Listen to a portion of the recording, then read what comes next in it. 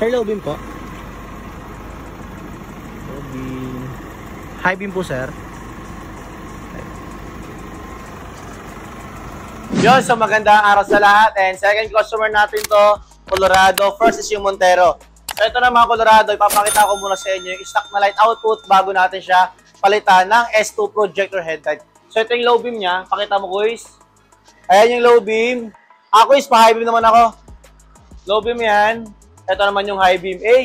Hindi pantay yung high beam. Nandito, wala sa width. Ayan o. Pero yung low beam niya, ito sa baba. Kaya sa ayan yung stock na light output. And mamaya papakita ko naman sa inyo yung magiging final light output ng S2 projector headlight na inabail ni sir. Kaya nga lang kasi medyo matatagalan to. Kasi naka-permaseal. Permaseal 2,500 plus nut and bolt 1.5 and S2 projector headlights yung gagamitin natin na 3.0 yung pang all-weather. So ito yan. So ang presyo na ito is 22,500 yung pang all-weather natin na light output. So mamaya papakita ko sa inyo once na ma-fit na nga natin yung S2 dun mismo sa assembly.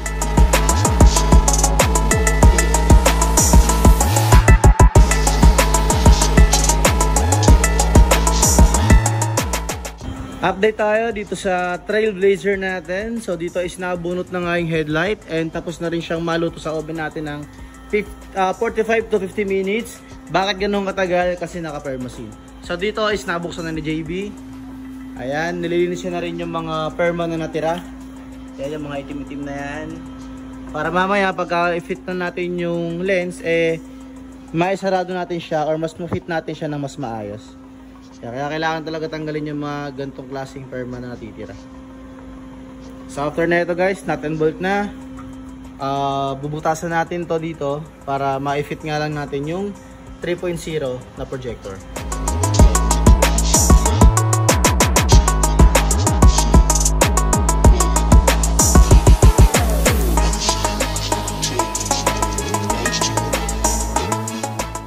So update tayo sa Trailblazer natin. So dito is na-mount na nga ni JB yung S2 projector headlights. So ang ginagawa niya is nag-wiring na lang.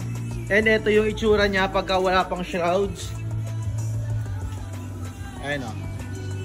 So mamaya yung ginamit natin pang natin bolt, matatakpan na yan pagka nalagyan na natin siya ng shrouds.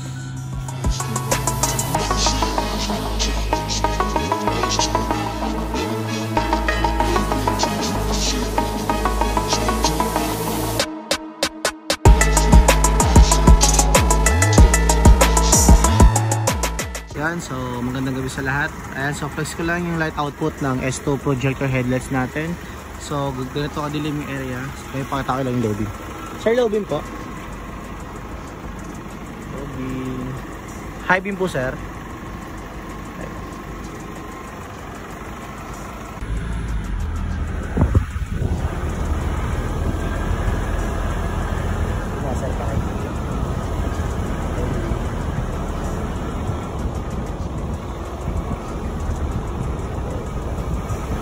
Sakan ko sir, kanan.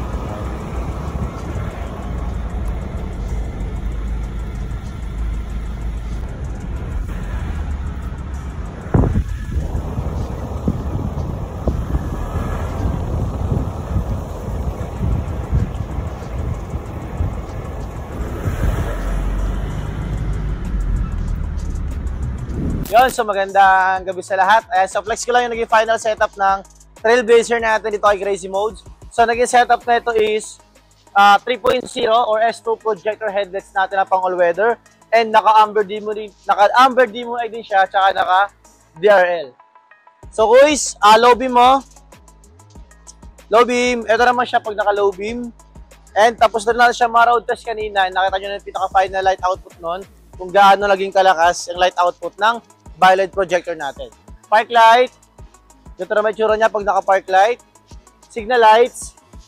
And doon sa mga hindi nakakaalam yung DRL namin is meron din siya sequential. Na once na mag-signal, automatic mag-running light yung sequential ng ating DRL. Kabila naman guys. Ground din yan sa kabila. Hazard. Ayan, kaya sa may mga gusto ng ganitong klaseng setup, team na agad sa page natin, Crazy Modes Philippines. Bye-bye.